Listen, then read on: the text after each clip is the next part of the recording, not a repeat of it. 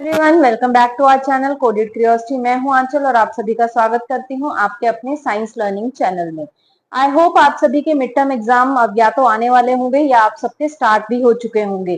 तो मैं आज आप सबके लिए क्लास 8 का एक बहुत ही इंटरेस्टिंग और बहुत ही इजी और scoring chapter sources of energy लेकर आई हूँ। ये चैप्टर जो है ये बहुत ही इजी है। कहीं ना कहीं हमने जो लोअर क्लासेस में इस चैप्टर में से कुछ ना कुछ जरूर पढ़ा ही होगा। तो वीडियो को स्टार्ट करते हैं और स्टार्ट करने से पहले जो इस चैनल पे नए हैं वो चैनल को सब्सक्राइब करना ना भूलिए। तो सोर्सेज ऑफ एनर्जी, सबसे पहला टर्म है what is energy. Energy is the capacity to do work. अगर हम कोई भी काम कर रहे हैं तो उस काम को करने के लिए हमें एनर्जी चाहिए। वो एनर्जी अगर हम अपनी ह्यूमंस अपनी बात करें तो हमें वो एनर्जी कौन देता है? फूड। तो हम जो फूड खा रहे हैं, food gives us energy to do the work. इसी तरह से अगर एक मशीन है, अगर मशीन को चलने के लिए एनर्जी चाहिए तो वो एनर्जी या तो हो सकता है वो फ्यूल हो, डीजल या पेट्रोल की फॉर्म में, या फिर वो हो सकता है इलेक्ट्रिकल एनर्जी हो। तो what is energy? Energy is the capacity to do work, यानी कि कोई भी काम करने के लिए हमें क्या चाहिए होती है? एनर्जी। अब जो एनर्जी है वो इंटरकन्वर्टिबल है। इंटरकन्वर्टिबल वर्ड का क्या मतलब है कि एक फॉर्म से एनर्जी दूसरे फॉर्म में कन्वर्ट हो जाती है। यानी कि जो हमने फूड खाया, जो फूड एनर्जी थी वो किस में कन्वर्ट हो गई? मस्कुलर एनर्जी में। आपने जो मशीन यानी कि डीजल या पेट्रोल वो आपने एक फ्यूल दिया और वो जो फ्यूल था वो किस में कन्वर्ट हो गया? वो मैकेनिकल एनर्जी में कन्वर्ट हो जाएगा। अगर एक फैन है, फैन के अंदर आप कौन सी एनर्जी दे रहे हैं? आप दे रहे हैं इलेक्ट्रिकल एनर्जी, और इलेक्ट्रिकल एनर्जी उसमें काइनेटिक या मैं कहूं मैकेनिकल एनर्जी में कन्वर्ट हो जाएगा। तो एनर्जी जो है वो इंटरकन्वर्टेबल है। Energy simply changes from one form to another. Energy को ना तो हम बना सकते हैं ना ही हम एनर्जी को डिस्ट्रॉय कर सकते हैं, यानी कि energy can neither be created nor be destroyed, it simply changes from one form to the another form. तो एनर्जी जो है वो कैसी है? इंटरकन्वर्टेबल है। अब जब हम एनर्जी की बात कर रहे हैं तो एनर्जी के लिए हमें कोई फ्यूल चाहिए। जब हम कोई मशीन की बात कर रहे हैं तो फ्यूल किसे कहते हैं? Fuel is any substance which produces heat on burning. जब भी हम एक सब्सटेंस को बर्न करें और वो बर्न करने पे हीट प्रोड्यूस करे तो वो जो सब्सटेंस है उसे हम क्या कहेंगे? फ्यूल। तो ध्यान से देखिएगा, कोई भी सब्सटेंस जब हीट प्रोड्यूस करे bye the burning in the presence of air, air की प्रेजेंस में अगर उसकी बर्निंग हो रही है और वो बर्निंग की वजह से क्या प्रोड्यूस हो रही है? हीट एनर्जी प्रोड्यूस हो रही है, तो वो जो सब्सटेंस है उसे हम फ्यूल कंसीडर करेंगे। अब फ्यूल्स को क्लासिफाई किया गया वेरियस टाइप्स पे on the basis of occurrences, यानी कि हमें ये नेचर ने प्रोवाइड किए या हमने आर्टिफिशियली बनाए, या फिजिकल स्टेट क्या है उन फ्यूल्स की, वो सॉलिड स्टेट में एग्जिस्ट करता है, लिक्विड में या गैसेस में, या फिर अवेलेबिलिटी कैसी है, यानी कि वो जो है वो हमें उसका जो सोर्स है वो कॉन्टिन्यूसली मिलता रहेगा या आने वाले टाइम में वो जो फ्यूल है वो खत्म हो जाएगा। तो इसी के बेसिस पे आइए अब हम क्लासिफिकेशन पढ़ते हैं। तो सबसे पहले है on the basis of occurrences. अगर नेचर हमें कोई रिसोर्स प्रोवाइड कर रहा है, नेचर अगर कोई हमें फॉसिल फ्यूल प्रोवाइड कर रहा है तो वो फॉसिल फ्यूल क्या कहलाएगा? नेचुरल।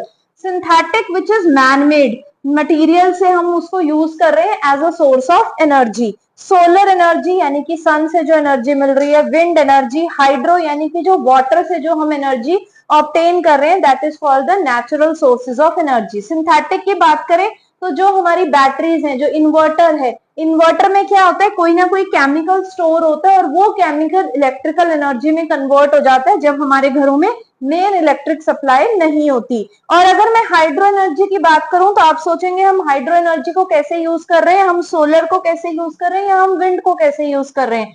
तो ये जो एनर्जीज है इनके थ्रू हम टरबाइन्स को रोटेट करवाते हैं, जिनकी वजह से जो जनरेटर है वो घूमते हैं और इलेक्ट्रिसिटी प्रोडक्शन होती है, जहां पे इलेक्ट्रिसिटी मैन्युफैक्चर हो रही है, यानी कि बिजली बनाने के लिए इसको हम यूज करते हैं, इसको हम प्रयोग में लाते हैं।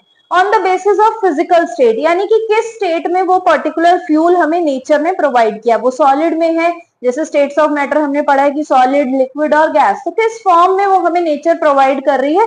तो सॉलिड फॉर्म में कौन सी है? एक तो वुड हो गई, जिसको हम एज अ फायर वुड भी कह सकते हैं, charcoal, coal, these are the solid fuel. और भी बहुत सारे सॉलिड फ्यूल हैं, आप मुझे कमेंट करके जरूर बताइएगा कि और कौन कौन से सॉलिड फ्यूल्स हैं। लिक्विड फ्यूल्स में हमारा कैरोसिन, पेट्रोल, डीजल आ जाएगा, और गैसियस फ्यूल में हमारी एलपीजी और सीएनजी। इनकी आपको फुल फॉर्म्स एग्जाम में आ सकती है, तो ध्यान से देखिएगा।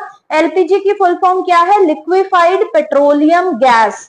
एलपीजी, जो हमारे एलपीजी सिलेंडर होते हैं उनकी फुल फॉर्म क्या है? Liquefied petroleum gas. CNG cylinders, आजकल कार्स में सीएनजी कार्स आ गई हैं, तो सीएनजी क्या है? That is the compressed natural gas. तो these are the gas which are compressed under very high pressure. इन गैसेस को बहुत ज्यादा प्रेशर अप्लाई करके सिलेंडर्स में भरा जाता है और इन्हें हम यूज में लेके आते हैं।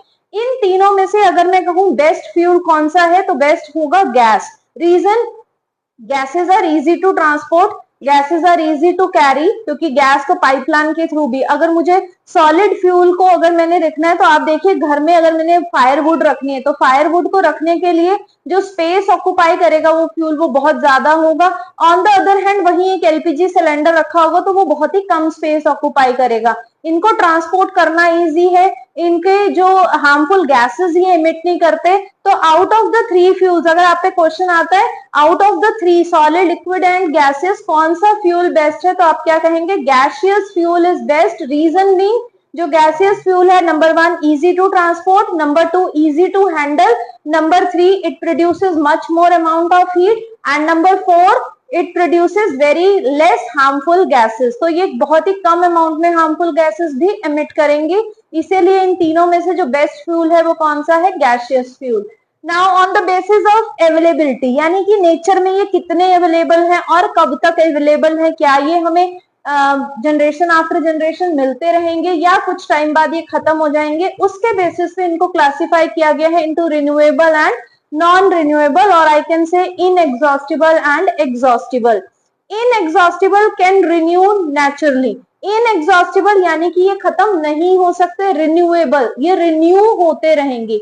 जैसे अगर हम मोबाइल का रिचार्ज जो हम करवाते हैं या हमारा कोई पास होता है हम उसको रिन्यू करवाते हैं, तो ये रिन्यू का मतलब क्या है कि वो जैसे ही खत्म होने लगते हैं अपने आप से वो आप उसको रिन्यू करवा सकते हो, उसकी जो वैलिडिटी है उसको आप आगे बढ़ा सकते हो। बट जो नॉन रिन्यूएबल है वो एक बार रिप्लेनिश हो गए, एक बार खत्म हो गए, आप उसको दोबारा से रिन्यू या तो करवा ही नहीं सकते, या करवाओगे तो बहुत ज्यादा टाइम लगेगा, मिलियन ऑफ ईयर्स लगेंगे, जितना टाइम हमारे पास नहीं है। यानी कि इन रिसोर्सेस को हम जो खर्च कर रहे हैं, हम जो इन रिसोर्सेस को यूज कर रहे हैं, यूज करने का जो रेट है वो तो बहुत ज्यादा है और रिन्यू का जो रेट है वो बहुत कम है। यानी कि हम अगर एक पेट्रोल अगर दिन का देखें तो हम दिन में कितना ज्यादा पेट्रोल हम यूज कर रहे हैं, बट क्या उतना ही अमाउंट में पेट्रोल मैन्युफैक्चर भी हो रहा है, क्या उतना ही अमाउंट में जो नेचर है उस पेट्रोल को रिप्लेनिश भी कर रही है, तो ऐसा नहीं है।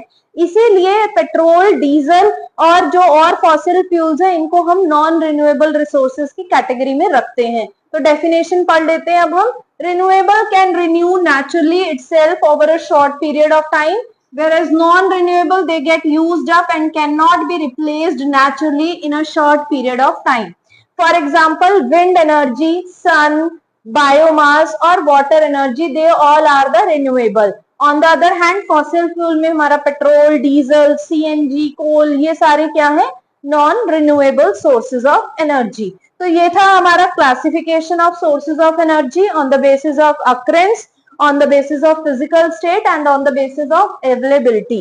अब हम बात करते हैं what are fossil fuels and how we are using it, what are the harmful impact of using these fuel. तो फॉसिल फ्यूल बहुत ज्यादा इंपॉर्टेंट है क्योंकि ये हमारी एनर्जी नीड्स को यूज कर रहे हैं। अब जब भी फॉसिल फ्यूल वर्ड दिमाग में आए तो आपके पास पेट्रोल, डीजल, सीएनजी, कोल, ये सारी चीजें आपके दिमाग में आनी चाहिए। They are formed in a period of millions of year ago, जैसे मैंने आपको बताया कि इनको बनने के लिए मिलियंस ऑफ साल लगते हैं। और ये बनते कैसे हैं? Bye the action of heat, heat की वजह से, प्रेशर की वजह से। ये हीट और प्रेशर दे कौन रहा है? ये नीचे जो अर्थ क्रस्ट है, अर्थ क्रस्ट के जो ऊपर रॉक्स हैं, वो रॉक्स उस पर इतना ज्यादा प्रेशर बना देते हैं, किसके ऊपर? जो डेड प्लांट्स और एनिमल्स हैं, कि ये जो रिसोर्सेज हैं ये मैन्युफैक्चर हो जाते हैं, ये अपने आप बन जाते हैं। अब हम वेरियस टाइप ऑफ फ्यूल की बात करेंगे। वुड हो गया, कोल हो गया, पेट्रोलियम, नेचुरल गैस। तो सबसे पहले वुड।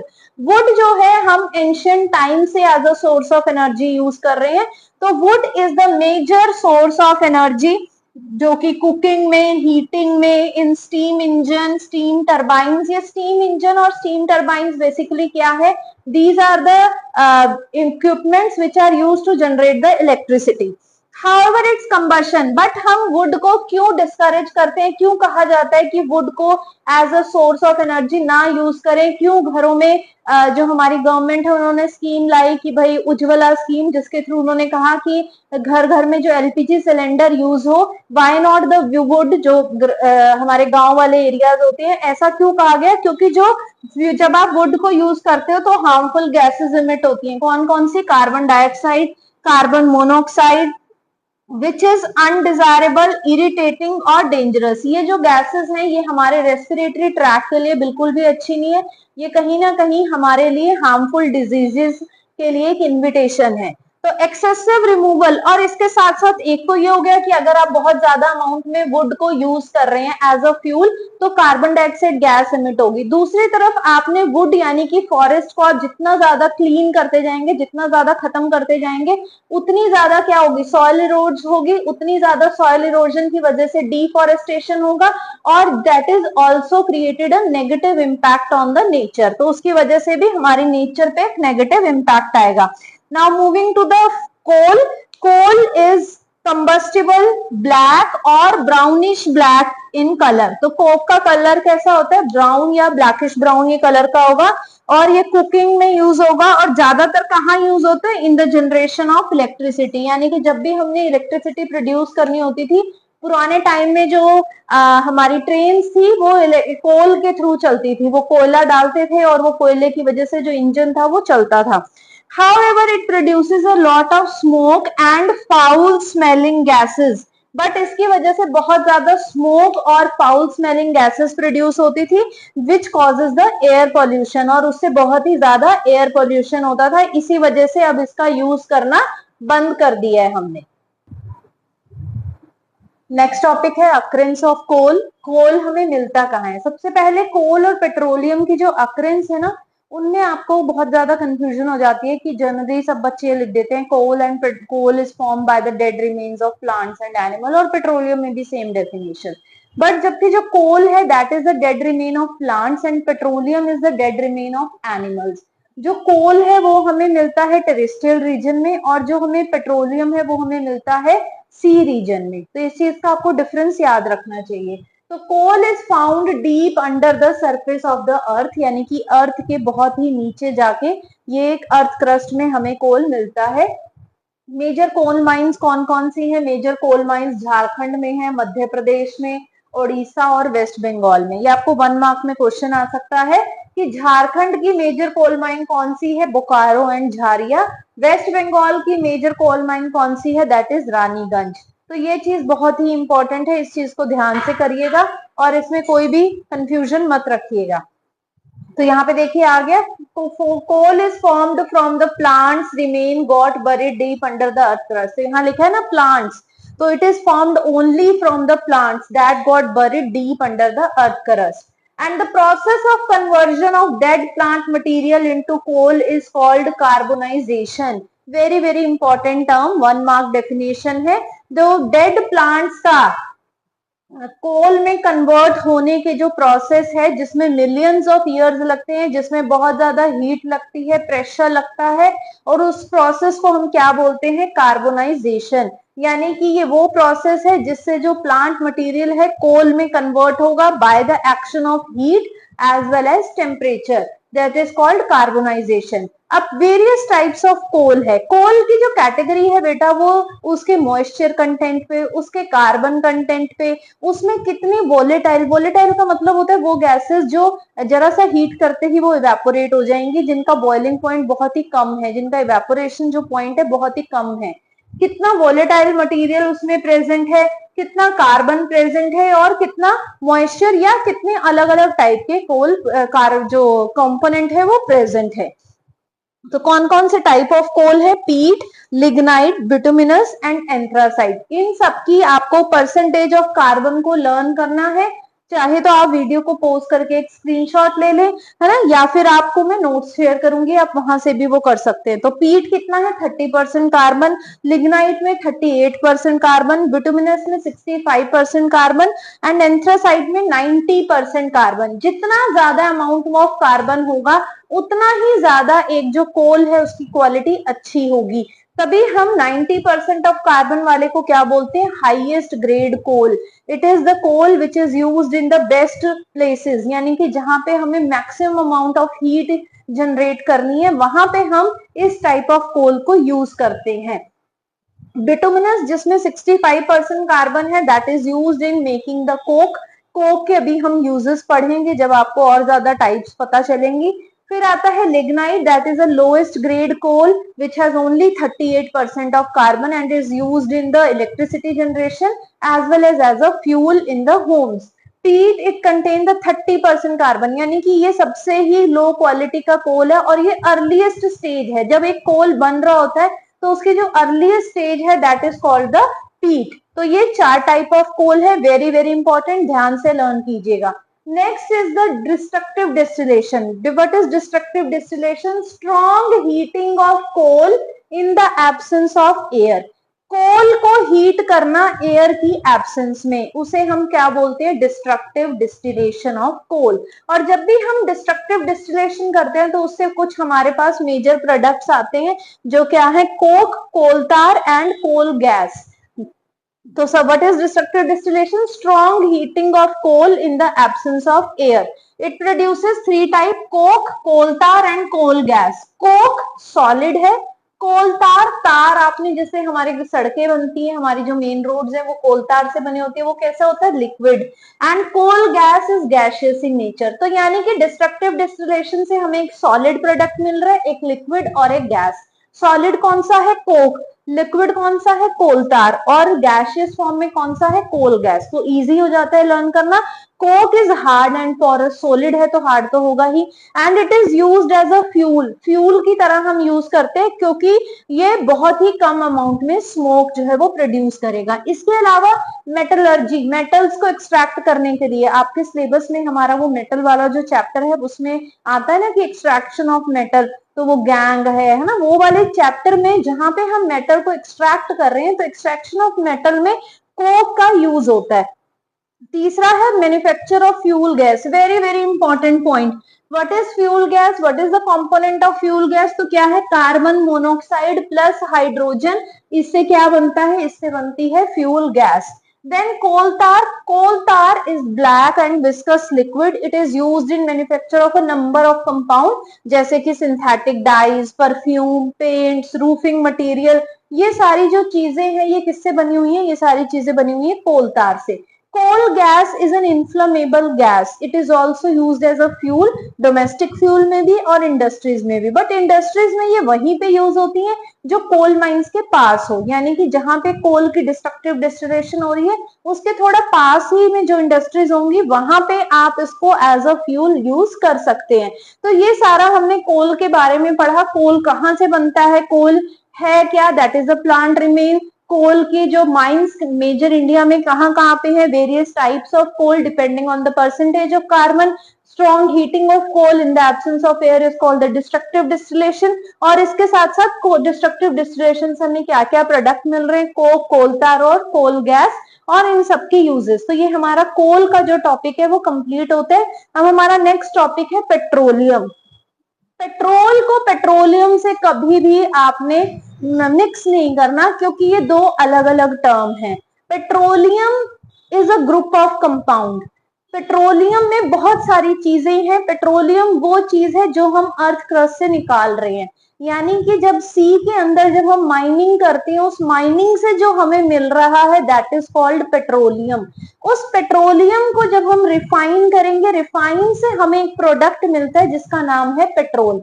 बहुत सारे प्रोडक्ट मिल रहे हैं, मैंने कहा एक प्रोडक्ट है उसका नाम है पेट्रोल, जिसको हम अपने व्हीकल्स में एज अ फ्यूल यूज करते हैं। तो पेट्रोलियम और पेट्रोल को दो अलग अलग टर्म्स में ही रखना, इसको कभी भी मिक्स ना करना। पेट्रोलियम को ब्लैक गोल्ड कहा जाता है क्योंकि ये बहुत ही इंपॉर्टेंट सोर्स है हमारी इकोनॉमी के लिए। हमारी इकोनॉमी डिपेंड करती है कि हमारे कंट्री में कितनी ज्यादा पेट्रोलियम रिफाइनरीज हैं या कितनी ज्यादा पेट्रोलियम की जो एक्सट्रैक्शन साइट्स हैं। तो it is also known as liquid gold और ब्लैक गोल्ड। लिक्विड गोल्ड भी इसे कहा जाता है और ब्लैक, ब्लैक क्यों, क्योंकि इसका कलर ब्लैक इन कलर है। Petroleum dark coloured viscous, viscous का मतलब होता है गाढ़ा, यानी कि जो फ्लूइड है लिक्विड है बट ये जो लिक्विड है ये थोड़ा सा गाढ़ा है। फाउल स्मेलिंग लिक्विड, यानी कि थोड़ी सी बैड स्मेल ये प्रोड्यूस करता है, कॉमनली कॉल्ड क्रूड ऑयल, यानी कि पेट्रोलियम मैंने आपको बताया वो ऑयल जो हमने रिफाइनरी से निकाला, तो जो रिफाइनरी से हम निकालते हैं उसे हम क्रूड ऑयल यानी कि कच्चा तेल भी कहते हैं। तो वो जो कच्चा तेल है उसके बाद उसको हम रिफाइन करते हैं और उसमें से पेट्रोल, डीजल, नेचुरल गैस और इसके साथ साथ वैक्स और भी बहुत सारे प्रोडक्ट हम निकालते हैं। अब पेट्रोल मिलता कहाँ है? It is found between two layers of impervious rock and natural gas is found above the petroleum. ये हमें कहाँ मिलता है? मैंने आपको बताया था ये हमें मिलता है मेरीन एनवायरमेंट में, यानी कि समुद्र में हमें जब हम माइनिंग करते हैं तो हमें क्या मिलता है? पेट्रोलियम। और ये पेट्रोलियम है क्या? It is the dead remains of animals, ये एनिमल्स के डेड रिमेन से बनता है। और नेचुरल गैस, पेट्रोल के ऊपर एक गैस फ्लोट कर रही होती है, उस गैस का क्या नाम है? नेचुरल गैस, जिसको हम यूज कर रहे हैं as CNG, compressed natural gas. The process of separating different component of petroleum into their various useful form is called refining of petroleum. यानी कि पेट्रोलियम से अलग अलग प्रोडक्ट को अलग अलग क्लासिफाई करना, अलग अलग सेपरेट करना, उस प्रोसेस को हम क्या कहते हैं? Refining of petrol. तो अब करते हैं कौन कौन से प्रोडक्ट हमें मिलते हैं। अब हम करते हैं petroleum products and it's uses. Petroleum gas, जिसको हम कॉमनली एलपीजी भी कहते हैं, that is the liquefied petroleum gas, जो हमारे घरों में हम खाना बनाने के लिए जो गैस सिलेंडर यूज करते हैं हम उसकी बात कर रहे हैं, तो वो है पेट्रोलियम गैस। ये हमें कहाँ से मिल रहा है? जब हम पेट्रोलियम की रिफाइनिंग करते हैं। पेट्रोलियम मैंने क्या बताया? द क्रूड ऑयल, जो हम निकालते हैं वो क्या है? पेट्रोलियम। उस पेट्रोलियम को हम रिफाइन करते हैं और रिफाइन करने के बाद जो हमें प्रोडक्ट्स मिलते हैं हम उनकी बात कर रहे हैं। तो सबसे पहले मैंने क्या बताया? Petroleum gas. नंबर 2 गैसोलीन और पेट्रोल। पेट्रोल वो जो हम अपने कार, ऑटोमोबाइल्स में एज अ फ्यूल यूज कर रहे हैं। उसके बाद आता है पेट्रोल को हम ड्राई क्लीनिंग, जो हम ड्राई क्लीन्स करवाते हैं कपड़े, तो वहां पे भी पेट्रोल यूज होता है। जो हाईली रिफाइंड पेट्रोल है उसको एरोप्लेन में एज अ फ्यूल यूज किया जाता है। Then come to the kerosene. Kerosene is also used as a domestic fuel. पहले जमाने में गैस स्टोव यूज होते थे, तो वो जो स्टोव होता था उसमें कैरोसिन एज अ फ्यूल डलता था। इसके अलावा जो लैंटर्न्स होती हैं जिनमें हम रोशनी करने के लिए पहले टाइम पे यूज करते थे, उनमें भी kerosene as a fuel use होता था। डीजल भी एक तरह का फ्यूल है, बट ये as a fuel heavy vehicles में डलता है, या फिर मैं कहूँ जनरेटर्स में, जो जनरेटर से हम इलेक्ट्रिसिटी प्रोड्यूस करते हैं तो उसमें भी डीजल डलता है। उसके बाद आता है फ्यूल ऑयल। फ्यूल ऑयल जो है वो बॉयलर्स में डाला जाता है, वो बॉयलर्स में एज अ फ्यूल वो यूज हो रहा है। रेजिडुअल फ्यूल में फर्दर 3 टाइप्स का फ्यूल है, एस्फेल्ट, पैराफिन वैक्स और लुब्रिकेटिंग ऑयल। एस्फेल्ट जो कि सॉलिड है, ब्लैक और स्टिकी सॉलिड, और ये रोड्स बनाने में काम आता है। पैराफिन वैक्स जो है व्हाइट सेमी सॉलिड है, which is used as grease, Vaseline और कैंडल। लुब्रिकेटिंग ऑयल एक विस्कस ऑयल है which is use for lubricating the machines. जो मशीन पार्ट्स में फ्रिक्शन की वजह से जो वियर एंड टियर हो जाता है, उस वियर एंड टियर को रोकने के लिए हमें मशीन्स को लुब्रिकेट करना पड़ता है, तो वहां पे हम इस लुब्रिकेटिंग ऑयल को यूज करते हैं। तो इन सब से आपको देखो पता चला होगा कि पेट्रोलियम एक क्रूड ऑयल है, पेट्रोलियम मिक्सचर है वेरियस प्रोडक्ट का, और वो वेरियस प्रोडक्ट में क्या क्या आ जाता है? Petroleum gas, petrol, kerosene, diesel, fuel oil, इसके अलावा रेजिडुअल फ्यूल जिसमें एस्फेल्ट, जिससे आप रोड्स बनाते हैं, पैराफिन वैक्स, ये वो वैक्स है जो वैसलीन को ग्रीसी नेचर देती है, ठीक है, कैंडल्स मेकिंग में, लुब्रिकेटिंग ऑयल, तो ये सारा जो है वो पेट्रोलियम प्रोडक्ट्स है। Then come to the natural gas. Natural gas के जो इंडिया में जो गैस फील्ड्स हैं वो कहाँ कहाँ पे? अब देखो मैंने आपको बताया कि जो पेट्रोल है वो हमें मेरीन एनवायरनमेंट से मिलता है, तो जब वो हमें मेरीन एनवायरनमेंट से मिल रहा है तो कहाँ पे है? गोदावरी कृष्णा बेसिन है हमारे में, उसके बाद मुंबई हाइज है और त्रिपुरा, यहां से हमें natural gas as a fuel मिल रहा है। अब हम नेचुरल गैस को एज अ फ्यूल यूज क्यों करते हैं? Because it has high calorific value, so used as a fuel in homes and industries. इसकी कैलोरीफिक वैल्यू बहुत ज्यादा है। What is calorific value? The amount of heat produced by the burning of 1 kg of fuel, यानी कि जब आप 1 kilo fuel को burn करेंगे तो कितनी हीट प्रोड्यूस होगी, उसे हम उसकी कैलोरीफिक वैल्यू कहते हैं। हैं। तो एक फ्यूल की जितनी ज्यादा कैलोरीफिक वैल्यू होगी उसी हिसाब से वो फ्यूल यूज होगा। वुड की कैलोरीफिक वैल्यू कम है as compare to the LPG CNG, that's why these LPG CNG are used in the cooking. Then it is a better and greener fuel. Why? What we mean by the greener fuel? The fuel which do not pollute the environment is called the greener fuel. It is the base ingredient of fertilizer and chemical. बहुत सारे जो हमारे fertilisers और chemicals हैं उनके अंदर भी natural gas को as a base ingredient use किया जाता है। तो ये हमारे नेचुरल गैस के यूजेस थे। अब हमारा जो नेक्स्ट टॉपिक है that is the cleaner fuel. अब क्वेश्चन आता है कि हमें कौन सा फ्यूल यूज करना चाहिए और कब यूज करना चाहिए। हमारी जो पॉपुलेशन है वो डे बाय डे बढ़ रही है, इंडस्ट्रियलाइजेशन हो रहा है और इसके साथ साथ मशीन बहुत ज्यादा अमाउंट में हम यूज कर रहे हैं। तो हमारी कंट्री या मैं कहूँ पूरे वर्ल्ड की एक नीड है, वो है क्लीनर फ्यूल। हर कोई ऐसा फ्यूल चाहता है जिससे कि मैक्सिमम जिसकी कैलोरीफिक वैल्यू हो, जो एक आइडियल फ्यूल हो, इजी टू हैंडल हो, जिसके इग्निशन टेम्परेचर मॉडरेट हो। इग्निशन टेम्परेचर वो टेम्परेचर जिसपे एक सब्सटेंस बर्न करता है। तो मॉडरेट का मतलब ऐसा भी ना हो कि वो रखे रखे अपने आप जल जाए और इतना हाई भी ना हो कि हमें बहुत ज्यादा हीट प्रोवाइड करना पड़े।